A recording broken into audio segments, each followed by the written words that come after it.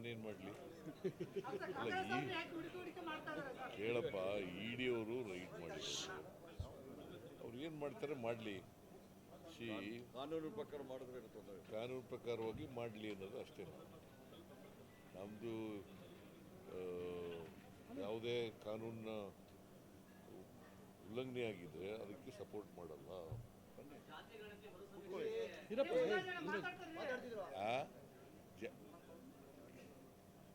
ಯಾವುದೇ ಕಾನೂನಿನ ಅನುಷ್ಠಾನದಲ್ಲಿ ಅಡ್ಡಿ ಬರಲ್ಲ, ಅಡ್ಡಿಪಡಿಸಲ್ಲ. ಇನ್ನೇನಾರ ಕೇಳ್ತೀರಿ ನೋಡಪ್ಪ, ಹೈಕಮಾಂಡ್ನವರು ನನಗೆ ಹೇಳಿದ್ದಾರೆ, ಕೆಲವು ಕಂಪ್ಲೇಂಟ್ಗಳು ಬಂದಿದ್ದಾವೆ, ದೂರುಗಳು. ಯಾಕಂತಂದರೆ ಸರ್ವೆ ಆಗಿರೋದು 2015ರಲ್ಲಿ, 15-16ರಲ್ಲಿ 9-10 ವರ್ಷಗಳಾಗ್ಬಿಟ್ಟಿದೆ. ಈ 9-10 ವರ್ಷಗಳಾಗಿರೋದ್ರಿಂದ ಹಳೆಯದಾಗ್ಬಿಟ್ಟಿದೆ. ಅದಕ್ಕೆ ಭಾಳ ಕಡಿಮೆ ಅವಧಿನಲ್ಲಿ ಒಂದು 60-70 ದಿನದಲ್ಲಿ ಸರ್ವೆ ಮಾಡಿ, ಹೊಸ ಸರ್ವೆ ಮಾಡಿ, ಎನ್ಯುಮರೇಷನ್ ಮಾತ್ರ, ನಾಟ್ ಆಲ್, ದ ಎಂಟೈರ್ ರಿಪೋರ್ಟನ್ನು ರಿಜೆಕ್ಟ್ ಮಾಡಲ್ಲ. Principally the report is accepted. Principally report is accepted, but enumeration ಮಾತ್ರ ಮಾಡೋದು. ಯಾರು ಕೈ ಬಿಟ್ಟು ಹೋಗಿದ್ರೆ ಇನ್ನೇನೇನೋ ಇದ್ರೆ ಅದನ್ನು ಅಟೆಂಡ್ ಮಾಡುತ್ತೆ. ನಿಮ್ಮ ರಾಜೀನಾಮೆಗೆ ಒತ್ತಾಯಿಸಿ ನಾಳೆಯಿಂದ ಬಿಜೆಪಿ ಅವರು ರಾಜ್ಯಾದ್ಯಂತ ಪ್ರತಿಭಟನೆ ಮಾಡ್ತಾರಂತೆ ಸರ್. ಅವರು ರಾಜಕೀಯ ಮಾಡೇ ಮಾಡ್ತಾರೆ. ಬಿಜೆಪಿಯವರಿಗೆ ಸುಳ್ಳು ಜನಗಳ ಮುಂದೆ ದಾರಿ ತಪ್ಪಿಸ್ತಕ್ಕಂಥ ಕೆಲಸ ಮಾಡೋದು, ಸುಳ್ಳಿಟ್ಟು ಆಮೇಲೆ ರಾಜೀನಾಮೆ ಕೇಳೋದು. ಈಗ ಕುಂಭಮೇಳದಲ್ಲಿ ಎಷ್ಟು 40-50 ಜನ ಸತ್ತರಲ್ವ? ಆಗ ರಾಜೀನಾಮೆ ಕೇಳಿದ್ರೆ ಇವರು ಕೇಳಿದ್ರೇನ್ರಿ? ಒಂದು ಸೇತುವೆ ಇನಾಗ್ರೇಷನ್ ದಿನನೇ ಬಿದ್ದೋಯ್ತು, ಅಲ್ಲಿ ಸುಮಾರು 140 ಜನ ಸತ್ತರು. ಆಗ ಪ್ರೈಮ್ ಮಿನಿಸ್ಟರ್ ರಾಜೀನಾಮೆ ಕೇಳಿದ್ರೇನಪ್ಪ? ಗೋಧ್ರಾ ಇನ್ಸಿಡೆಂಟ್ನಲ್ಲಿ ಎಷ್ಟು ಜನ ಸತ್ತರು? ಆಗ ಚೀಫ್ ಮಿನಿಸ್ಟರ್ ಆಗಿದ್ದವ್ರು ಯಾರು ಗುಜರಾತ್ನಲ್ಲಿ? ಏನಯ್ಯ ಕೇಳಿದ್ರ?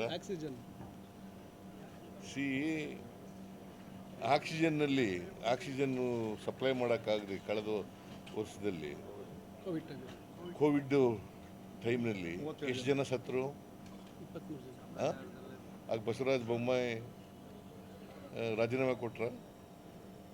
ಅದಕ್ಕೆ ಬಿ ಜೆ ಪಿಯವರು ರಾಜಕೀಯವಾಗಿ ಇದನ್ನು ಮಾಡ್ತಾ ಇದ್ದಾರೆ, ರಾಜೀನಾಮೆ ಕೊಡಿ ಅಂತ ಹೇಳ್ತಾ ಇದ್ದಾರೆ. ಅದರಲ್ಲಿ ಯಾವುದೇ ಸತ್ಯಾಂಶ ಇಲ್ಲ.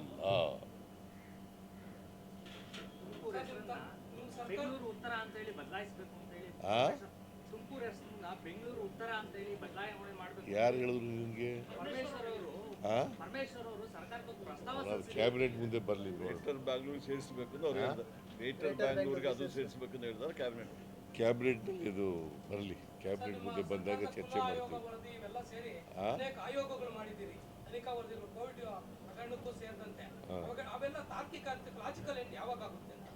ಯಾವುದು ನೋಡಪ್ಪ, ಒಂದು ನಾವು ಈಗಾಗಲೇ ಇದಕ್ಕೆ ತನಿಖೆ ಮಾಡಲಿಕ್ಕೆ ಒಂದು ಒನ್ ಮ್ಯಾನ್ ಕಮಿಷನನ್ನು ಕಾನ್ಸ್ಟಿಟ್ಯೂಟ್ ಮಾಡಿದ್ದೀವಿ. ಅದು 1 ತಿಂಗಳಲ್ಲಿ 30 ದಿನದಲ್ಲಿ ವರದಿ ಕೊಡಿ ಅಂತ ಹೇಳಿದ್ದೀವಿ. ಅದರ ಬಗ್ಗೆ ನಾನು ಮಾತಾಡಲ್ಲ.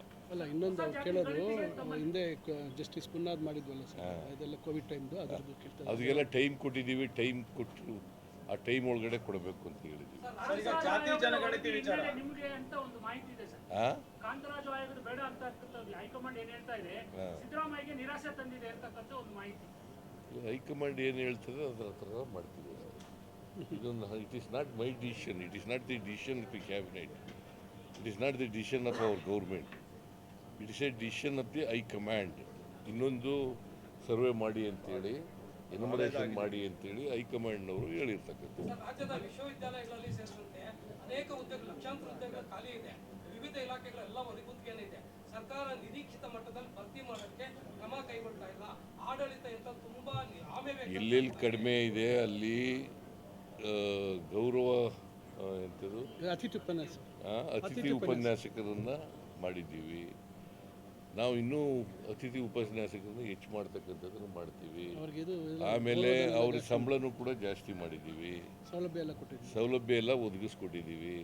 ಅದರಿಂದ ಎಜುಕೇಷನಿಗೆ ನಮ್ಮ ಸರ್ಕಾರ both primary education and higher ಎಜುಕೇಷನ್ಗೆ ಒತ್ತು ಕೊಟ್ಟು ಕೆಲಸ ಮಾಡ್ತಾ ಇದೆ. ಸರ್, ಮೋದಿ ಸರ್ಕಾರಕ್ಕೆ ನೀವು ಮೊನ್ನೆ 0 ಅಂಕ ಕೊಟ್ಟಿದ್ದೀರಿ. ಹಾಗೆ ಒಂದು ರಿಪೋರ್ಟ್ ಹೇಳ್ತಾ ಇದೆ ದೇಶದಲ್ಲಿ ಬಡತನ ಭಾರಿ ಕುಸಿತ ಆಗಿದೆ, ಕಡಿಮೆ ಆಗಿದೆ ಅಂತ. ಅದು ಅವರಿಂದ ಆಗಿಲ್ಲ. ಬಡತನ ಏನು ಮಾಡಿದ್ರು ಬಡತನ ಕಡಿಮೆ ಮಾಡಲಿಕ್ಕೆ? ನೀವು ಹೇಳಪ್ಪ ತಮ್ಮ. ಸರ್, ರಿಪೋರ್ಟ್ ಅಲ್ಲಿ ಇದೆಲ್ಲ ನೀನು ಬಿ ಜೆ ಪಿ ಪರ ಪ್ರಶ್ನೆ ಕೇಳ್ತಾ ಇದೆಯಲ್ಲ. ಪತ್ರಿಕೆಯಲ್ಲಿ ಅಲ್ಲ, ಬಂದಿದೆ ಪತ್ರಿಕೆಯಲ್ಲಿ ಆಯಿತು ಕೇಳಪ್ಪ. ನೀನು ಈಗ ಇಷ್ಟು ಜನ ಇದ್ದಾರೆ, ನೀನು ಕೇಳ್ತಾ ಇಲ್ಲ, ನೀನು ಒಬ್ಬ ಕೇಳ್ತಾ. ಬಡತನ ತುಂಬಾ ಕುಸಿತ ಆಯಿತು, ಬಡತನ ಕಡಿಮೆ ಆಗಿದೆ. ಬಡತನ ಕಡಿಮೆ ಆಗಿರೋದು ನಮ್ಮ ಇದು ಮತ್ತು ಗರೀಬಿ ಹಠಾವೋ ಆ ಕಾರ್ಯಕ್ರಮದಿಂದ ಇವತ್ತಿನವರೆಗೂ ನಡ್ಕೊ ಬಂದಿದೆ. ಬಡತನ ಮಿಟಿಗೇಟ್ ಮಾಡ್ತಕ್ಕಂಥ ಕಾರ್ಯಕ್ರಮಗಳು, ಪ್ರೋಗ್ರಾಮ್ಸ್ಗಳು ನಡ್ಕೊಂಡು ಬಂದಿದ್ದಾವೆ. ಅದರಿಂದ ಕಡಿಮೆ ಆಗಿದೆ. ಜಲಜೀವನ್ ಮಿಷನ್ ಮತ್ತೆ ಕುಸುಮಲ್ ಬಿ ಎಲ್ಲ ಕೂಡ ರಾಜ್ಯ ಸರ್ಕಾರದ ಒಂದಿಗೆ ಪಾಲು ಜಾಸ್ತಿ ಇದೆ. ಆದ್ರೂ ಕೂಡ ಕೇಂದ್ರ ಸರ್ಕಾರ ನನ್ನದೇ ಯೋಜನೆ ಅಂತ ಹೇಳೋಕೆ ನೋಡಪ್ಪ, ಇದು 50% ರಾಜ್ಯ ಸರ್ಕಾರ ಕೊಡೋದು, 30% ಮಾತ್ರ ಕೇಂದ್ರ ಸರ್ಕಾರ ಕೊಡೋದು, ಅದು ಕುಸುಮ್ ಬಿ 20% ಬೆನಿಫಿಷಿಯರೀಸ್ ಕೊಡೋದು ಅಲ್ವಾ? 50% ರಾಜ್ಯ ಸರ್ಕಾರ ಕುಸುಮ್ ಬಿ 30% ಕೇಂದ್ರ ಸರ್ಕಾರ ಹೊಸ ನಮ್ಮ 20% ಬೆನಿಫಿಷರಿ. ಅದನ್ನೇ ಹೇಳ್ತೀನಿ. ಅನೇಕ ಈಗ ನಾವು ಮೋರ್ ದೆನ್ 50% ಕೊಡ್ತೀವಿ. ಪ್ರಧಾನಮಂತ್ರಿ ಎಂಥದ್ದು ಜಲ್ ಜೀವನ್ ಮಿಷನ್, ಜಲಜೀವನ್ ಮಿಷನ್ ನಾವು ಕೊಡ್ತೀವಿ. ಆಮೇಲೆ ಆಸ್ಪತ್ರೆ ಎಂಥದ್ದು ಅದು ಇದು ನ್ಯಾಷನಲ್ ಹೆಲ್ತ್ ಮಿಷನ್ ಅಲ್ಲಿ ನ್ಯಾಷನಲ್ ಹೆಲ್ತ್ ಮಿಷನಲ್ಲಿ ನಾವು ಎಷ್ಟು ಜಾಸ್ತಿ ನಾವೇ ಜಾಸ್ತಿ ಕೊಡ್ತೀವಿ. ಆದರೂ ಪ್ರಧಾನಮಂತ್ರಿ ಆರೋಗ್ಯ ಎಂಥದ್ದು ಯೋಜನೆ ಅಭಿಯಾನ, ಆಯುಷ್ಮಾನ್ ಭಾರತ್, ಆಯುಷ್ಮಾನ್, ಈ ತರಹ ನೋಡಪ್ಪ, ಅನೇಕ ಸೆಂಟ್ರಲಿ ಸ್ಪಾನ್ಸರ್ಡ್ ಸ್ಕೀಮ್ಗಳಲ್ಲಿ ಪ್ರಧಾನಮಂತ್ರಿಗಳ ಹೆಸರು ಇರ್ತದೆ. ನಾವೇ ಜಾಸ್ತಿ ಕೊಡ್ತೀವಿ ಒತ್ತಿಗೆ. ಯಾಕೆ ಮಾಡ್ತೀವಿ ಅಂತಂದರೆ ಈಗ ಕುಸುಮ ಬಿನಲ್ಲಿ ನಾವೇ ಜಾಸ್ತಿ ಕೊಟ್ಟರು ಕೂಡ ಕೇಂದ್ರ ಸರ್ಕಾರದಿಂದ 30% ಬರ್ತದೆ ಅಂತ ನಾವು ಒಪ್ಕೋತೀವಿ ಅಷ್ಟೇ. ಈ 30% ಒಪ್ಪದೇ ಹೋದರೆ 30% ಬರಲ್ವಲ್ಲ. ರೈತರಿಗೆ ಒಳ್ಳೇದಾಗಲಿ, ರೈತರಿಗೆ ಒಳ್ಳೇದಾಗಬೇಕು, ಗ್ರಾಮೀಣ ಪ್ರದೇಶದಲ್ಲಿ ಅಭಿವೃದ್ಧಿ ಆಗಬೇಕು ಅನ್ನೋ ಕಾರಣಕ್ಕೋಸ್ಕರ ಇದನ್ನೆಲ್ಲ ಒಪ್ಕೋತೀವಿ. ಎತ್ತಿನಹೊಳೆ ಯಾವಾಗ ಮುಗಿಯುತ್ತೆ ಸರ್? ಎತ್ತಿನಹೊಳೆ ಯೋಜನೆ ಯಾವಾಗ ಮುಗಿಯುತ್ತೆ ನಮ್ಮ ಜಿಲ್ಲೆಗೆ? ಅದು ಎಕ್ಸಾಕ್ಟಾಗಿ ಹೇಳೋಕ್ಕಾಗಲ್ಲ. ಅಸಮಾಧಾನ ವ್ಯಕ್ತಪಡಿಸಿದ್ದಾರೆ ನಮ್ಮ ಜಿಲ್ಲೆಗಳು ಬರ್ತಾ ನನ್ನ ಇಲ್ಲ. ಪ್ರಕಾರ ಇನ್ನು 2 ವರ್ಷದಲ್ಲಿ ಮುಗಿಬೋದು. ಕ್ಯಾಬಿನೆಟ್ ಇದೆ ಅವಾಗ ಫೈನಲ್. 2 ವರ್ಷದಲ್ಲಿ ನಾನು ಒಂದು ಮೀಟಿಂಗ್ ಕರೆದಿದ್ದೀನಿ ಎತ್ತಿನಹೊಳೆ ಬಗ್ಗೆ. ಈ ಭಾಗದ ಚಿಕ್ಕಬಳ್ಳಾಪುರ, ಕೋಲಾರ ಗ್ರಾಮಾಂತರ ಜಿಲ್ಲಾ ಮಂತ್ರಿಗಳು, MLAಗಳು, ಆಮೇಲೆ ಇದು ಎಂಥದ್ದು ಡಿಪಾರ್ಟ್ಮೆಂಟ್ನವರು ಎಲ್ಲರೂ ಕರೆದಿದ್ದೀನಿ. ರಾಜ್ಯದ ಆರ್ಥಿಕ ಪರಿಸ್ಥಿತಿ ರಾಜ್ಯದ ಆರ್ಥಿಕ ಪರಿಸ್ಥಿತಿ ಹೇಗಿದೆ? ಚೆನ್ನಾಗಿದೆ. ಖಜಾನೆ ಏನು ಖಾಲಿ ಆಗಿಲ್ವಾ? ಗ್ಯಾರಂಟಿಗಳಿಂದ ಖಜಾನೆ ಏನು ಖಾಲಿ ಆಗಿಲ್ವಾ? ಗ್ಯಾರಂಟಿಗಳಿಗೂ ಒದಗಿಸಿದ್ದೀವಿ ದುಡ್ಡನ್ನು, ಅಭಿವೃದ್ಧಿ ಕೆಲಸಗಳಿಗೂ ಒದಗಿಸಿದ್ದೀವಿ. ಈಗ ನೋಡಪ್ಪ, ನಿನಗೆ ಸುಮ್ಮನೆ ಒಂದು ಉದಾಹರಣೆ ಹೇಳ್ತೀನಿ. ಹೋದ ವರ್ಷ 52,000 ಕೋಟಿ ಕ್ಯಾಪಿಟಲ್ ಎಕ್ಸ್ಪೆಂಡಿಚರ್ ಇತ್ತು. ಈ ವರ್ಷ 83,000 ಕೋಟಿ ಆಗಿದೆ. ನಿಂಗೇನು ಅನಿಸುತ್ತೆ? ದಿವಾಳಿ ಆಗಿದೆಯಾ? 31,000 ಕೋಟಿ ಕ್ಯಾಪಿಟಲ್ ಎಕ್ಸ್ಪೆಂಡಿಚರ್ ಹೆಚ್ಚಾಗಿದೆ ಒಂದು ವರ್ಷದಲ್ಲಿ. ದಟ್ ಮೀನ್ಸ್ ಟು ಸೇ ಅಭಿವೃದ್ಧಿ ಕೆಲಸಗಳಿಗೂ ದುಡ್ಡು ಕೊಡ್ತಾ ಇದ್ದೀವಿ, ಗ್ಯಾರಂಟಿ ಯೋಜನೆಗಳಿಗೂ ದುಡ್ಡು ಕೊಡ್ತೀವಿ. ಗ್ಯಾರಂಟಿ ಯೋಜನೆಗಳಿಗೆ ಮೋರ್ ದ್ಯಾನ್ 50 crores, 55,000 crores